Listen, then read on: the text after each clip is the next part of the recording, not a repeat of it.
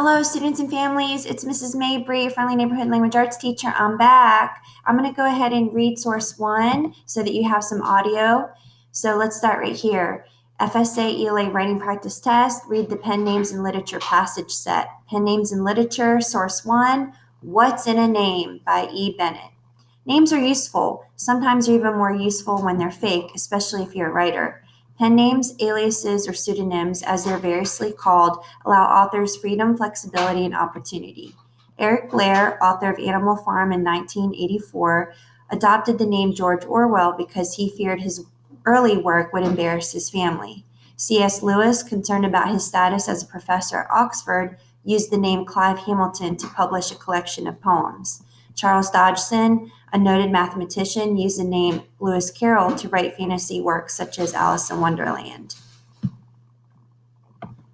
For many writers, turning to a pen name is the only way to get published. When a local newspaper refused him publication, 16-year-old Benjamin Franklin started writing letters to the editor under the persona of a middle-aged widow, Silence Dogood.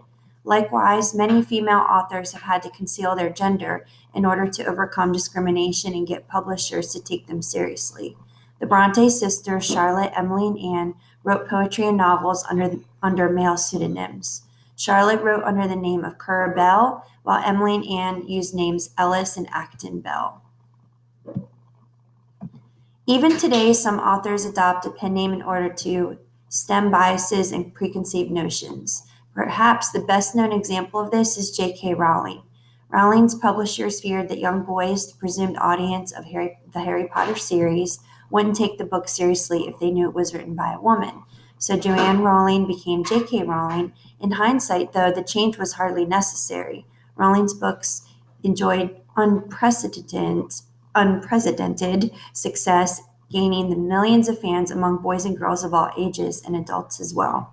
In fact, Rowling became so famous that she later turned to another pen name, Robert Galbraith, in order to write detective novels. For Rowling, a new pen name meant a fresh start and a chance to explore a new genre without the pressure of her Harry Potter fame. I'm going to highlight that.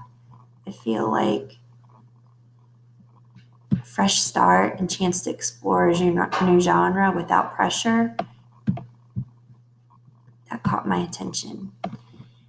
Okay, so let me continue over Harry Potter fame. When asked why she chose a new pen name, Rowling responded, "I was yearning to go back to the beginning of a writing career in this new genre, to work without hype or expectation, to receive totally unvarnished feedback.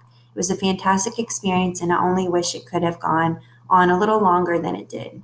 Susan Eloise Hinton, we know her, S.E. Hinton, Outsiders, who is famous for young adult novels, is another author who adapted her name. S.E. Hinton's first book, The Outsiders, includes a male narrator. As with J.K. Rowling, Hinton's publisher thought it would be a good idea to use a pen name if readers associated the narrator,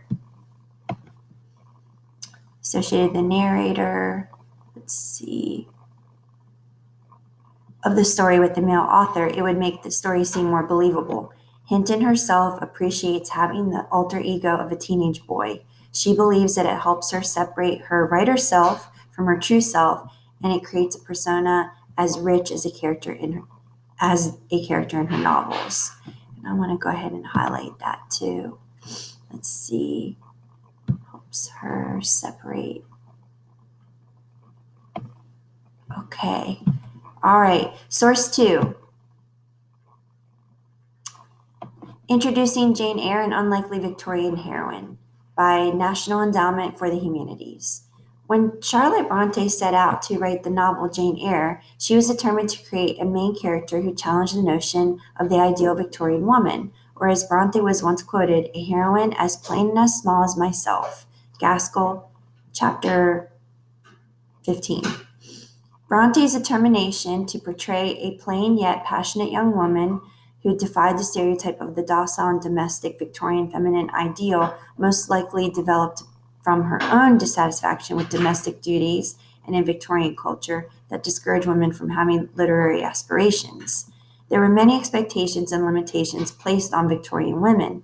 Considering Bronte's position and her desire for literary achievement given that context, we're able to see why she felt compelled to write Jane Eyre and to publish it under a male pen name, Currer Bell. During an era in which etiquette guides circulated freely, empire waists gave way to tiny waist corsets and tea parties grew. By the way, here's a footnote. Empire waists. Remember footnote, foot's at the bottom, note is written. Okay, popularity, let's see. Tea parties grew in popularity. It might seem unlikely that realistic novels would set the Victorian literary trend. Perhaps a socially conscious novel may have been a result of the belief of the rising middle class of Victorian England in the possibility for change, since they had witnessed such economic changes in their lifetime. Works such as Charles Dickens' Hard